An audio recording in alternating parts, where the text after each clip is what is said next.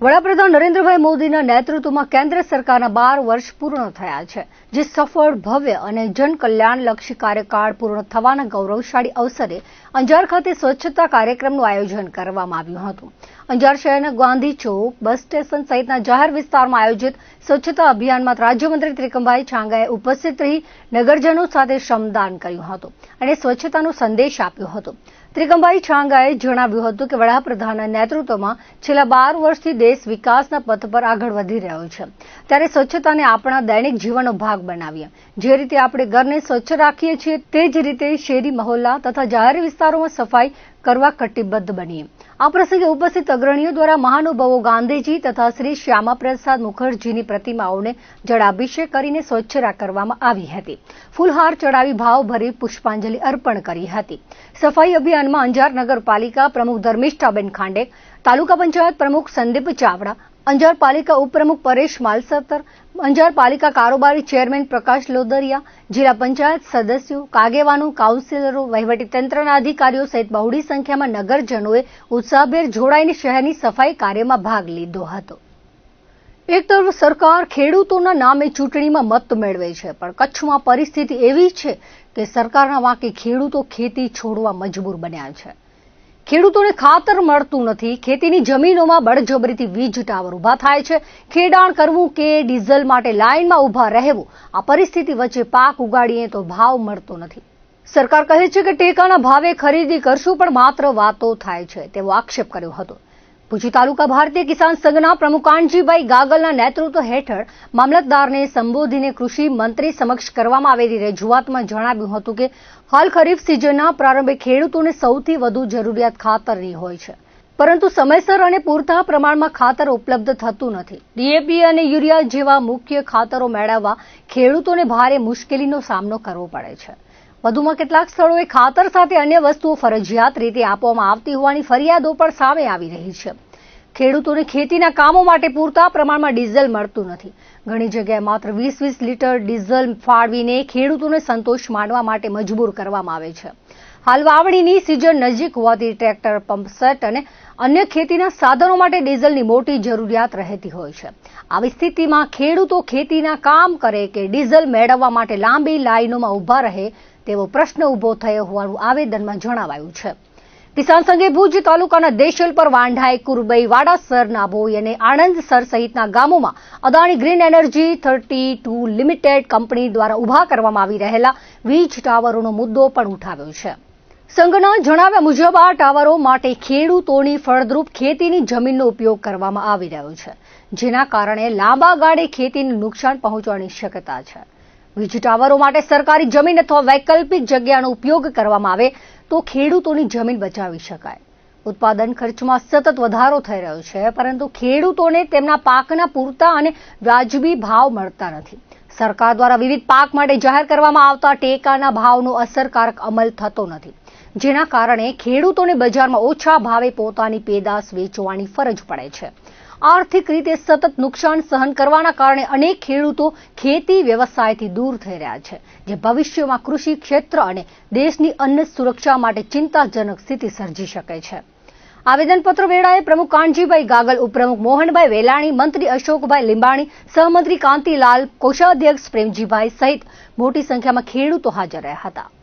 આજની 4 માંગો ભુજ તાલુકાના વિવિધ ખેડૂતોને મૂંઝવતા પ્રશ્નો માટે પહેલી મુખ્ય માંગ છે અમારી ખરીફ સિઝન ઉપર ખાતર મળતું નથી યુરિયા, નથી ડીએપી મળે છે તો એના પાછળ ગાય પાછળ વાસરડું, જે 1450નું ખાતર આજે 2250 રૂપિયા મળે છે, અને મળે છે તે લાઈનમાં ઊભી અને એક વાલા દાવલાને નીતિના આધારે મળે છે. તો વહેલી તકે ડીએપી અને યુરિયા ખાતરની સરકાર અને તંત્ર ખેડૂતોને ધ્યાન આપીને ખાતર પૂરું પાડે.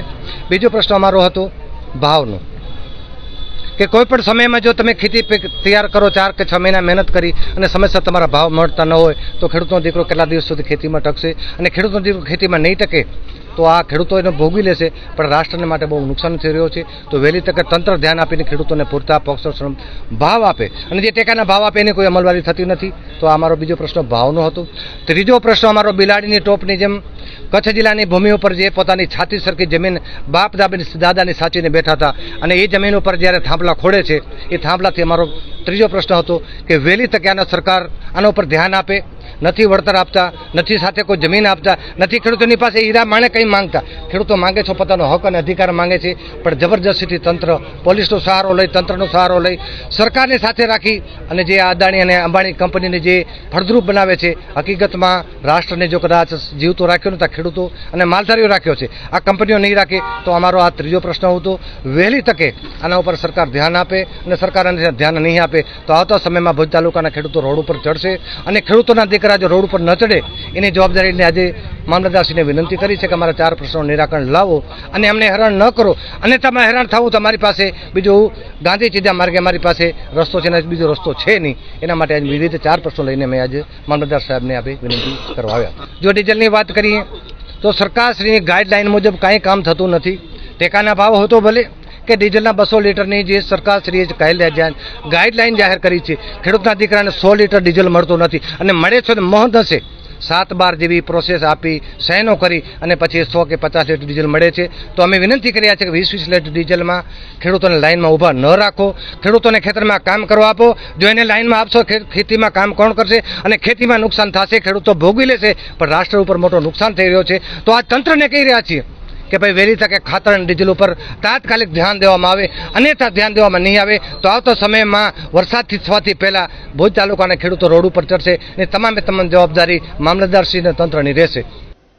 વડાપ્રધાન નરેન્દ્ર મોદીના નેતૃત્વમાં કેન્દ્ર સરકારને 12 વર્ષ પૂર્ણ થયા છે. કેન્દ્રીય ભાજપા કાર્ય યોજના અનુસાર પ્રદેશ ભાજપ દ્વારા આયોજિત 12 વર્ષ અવિરત વિકાસ અને જનકલ્યાણના અભિયાન અન્વયે નખત્રાણા ભાજપ અને ધારાસભ્ય PM જાડેજાના વડપણ હેઠળ વિવિધ કાર્યક્રમો યોજાયા હતા. સવારે ત્રિકમ સાહેબ મંદિર કોટડા જડોદર ખાતે વૃક્ષારોપણ સ્વચ્છતા અભિયાન કાર્યક્રમ યોજાયો હતો. બાદમાં નખત્રાણાના પ્રાચીન સિદ્ધેશ્વર મહાદેવ મંદિરે ધારાસભ્ય PM જાડેજા, નગરપતિ વસંતભાઈ વાઘેલા, નખત્રાણા તાલુકા પંચાયત પ્રમુખ ભારતીબેન નીતિનગીરી ગોસ્વામીની ઉપસ્થિતિમાં યોજાયેલા શિવ વંદના કાર્યક્રમમાં માનવ મેદની ઉમટી પડી હતી. ધારાસભ્ય પ્રદ્યુમનસિંહ જાડેજાએ કહ્યું હતું કે વિકસિત ભારતના સ્વપ્નને સાકાર કરવા નરેન્દ્ર મોદી 12 વર્ષથી સતત આગળ વધતા રહ્યા છે. સરકારે યુવાનો, મહિલાઓ, ખેડૂતો, ભાઈઓ બહેનો સશક્ત બનાવવા માટે કોઈ કસર બાકી રાખી નથી.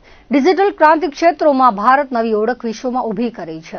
પાલિકાના કારોબારી ચેરમેન ચંદનસિંહ રાઠોડે તમામ મહેમાનોને આવકાર્યા હતા. મંદિરને રોશનીથી શણગારવામાં આવ્યો હતો.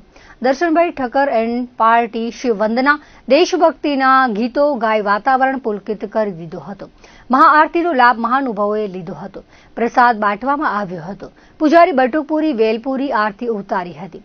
આ અવસરે ભાજપના તમામ મોરચાના પદાધિકારી, શિવભક્તો ઉપસ્થિત રહ્યા હતા.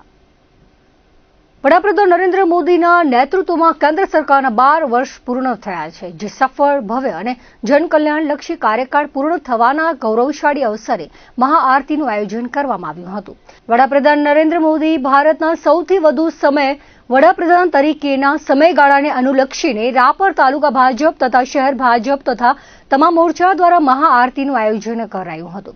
રાપર સ્વામિનારાયણ મંદિર ખાતે સાંજે મહાઆરતી કરવામાં આવી હતી, જેમાં ધારાસભ્ય વિરેન્દ્રસિંહ જાડેજા, નગરપાલિકાના પ્રમુખ ચાંદભાઈ, તાલુકા મામલતદાર HB વાઘેલા, તાલુકા વિકાસ અધિકારી ખોડુભા વાઘેલા, તાલુકા પ્રાથમિક શિક્ષણ અધિકારી સામતભાઈ વસરા, મહામંત્રી મધુભા વાઘેલા, તાલુકા ભાજપ પ્રમુખ નશાભાઈ દૈયા તથા સ્વામિનારાયણ મંદિરના સંતો, મહંતો વગેરે ઉપસ્થિત રહ્યા હતા. લોકપ્રિય વડાપ્રધાન શ્રી નરેન્દ્રભાઈ મોદીને 3398 દિવસ એટલે કે 12 વર્ષથી પણ વધુ કાળ ભારત દેશના વડાપ્રધાન થયા છે, અને ભગવાન તેમને દીર્ઘાયુ આપે અને ખૂબ જ સારું સ્વાસ્થ્ય આપે. તે નિમિત્તે આજે ભારત દેશના દરેક મોટા મંદિરો, નાના મંદિરોમાં મહાઆરતી યોજાઈ. જે સંદર્ભે આજે રાપર મુકામે સ્વામિનારાયણ મંદિરે વિરેન્દ્રસિંહજી ધારાસભ્ય શ્રી રાપરની વિશેષ આગેવાનીમાં એક મહાઆરતી યોજાઈ, જેમાં હજારો સંખ્યામાં લોકો ઉપસ્થિત રહ્યા અને આપણા લોકપ્રિય વડાપ્રધાનને ભગવાન દીર્ઘાયુ આપે તે અંગે પ્રાર્થના કરી.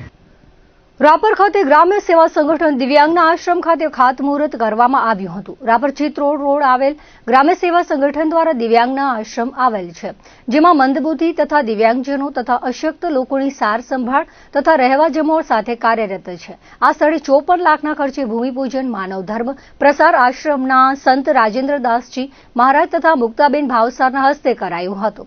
હાલ 72 દિવ્યાંગજનો તથા મંદબુદ્ધિજનો આશ્રય લઈ રહ્યા છે, જેમાં 50 બેડની અદ્યતન સગવડ સાથે હોલનું આયોજન કરવામાં આવ્યું છે, જેમાં મંદબુદ્ધિના વૃદ્ધોના 50 બેડની વૃદ્ધાશ્રમમાં સગવડ રહેશે. યોજાયેલ ભૂમિપૂજનમાં ધારાસભ્યના પીએ વિનુભાઈ થાનકી, ગ્રામ્ય સેવા સંગઠનના શૈલેષભાઈ કોઠારી, નગરપાલિકા કર્મચારી મંડળના પ્રમુખ હકુમતસિંહ સોઢા વગેરે ઉપસ્થિત રહ્યા હતા. ગ્રામ્ય સેવા સંગઠનમાં યોજાયેલ ભૂમિપૂજનથી વધારે સુવિધા ઉપલબ્ધ થશે. હાલે અધિક માસ ચાલી રહ્યો છે, ત્યારે મંદિરોમાં પૂજા અર્ચના સહિતના કાર્યક્રમો યોજાઈ રહ્યા છે. મુન્દ્રાના બારોઈ રોડ પર સોસાયટી વિસ્તારમાં 26 વર્ષ જૂનું સોમેશ્વર મહાદેવ મંદિર આવેલ છે. સોમેશ્વર મંદિર ખાતે અધિક માસ પ્રસંગે મહિલા મંડળ દ્વારા સત્સંગ, પૂજા, ભજન તેમજ આરતીના ધાર્મિક કાર્યક્રમો યોજાય છે. મંડળના પ્રજ્ઞાબેન પીઠડિયાએ જણાવ્યું હતું કે અધિક માસ દરમિયાન દરરોજ સવારે આજુબાજુની સોસાયટીની મહિલાઓ સવારે મંદિર આવે છે, મંદિરે પૂજા અને સત્સંગનો લાભ લે છે. મંદિરની પૂજા દિનેશ બાવાજી કરી રહ્યા છે. આ પ્રસંગે મહિલા મંડળના માતામાં કાંતાબેન બાવાજી, રંભાબેન આહી, સરસ્વતીબેન, સુનીતાબેન મહેતા, ભાવનાબેન ઠક્કર, કપિલાબેન ચોથાણી તેમજ મંડળના બહેનો લાભ લઈ રહ્યા છે. દર્શક મિત્રો, આ હતા અત્યાર સુધીના કચ્છ ઉદય ટીવી સમાચાર. ફરી મળીશું નવા સમાચારો સાથે, નવી અપડેટ સાથે. ત્યાં સુધી મને રજા આપશો. નમસ્કાર.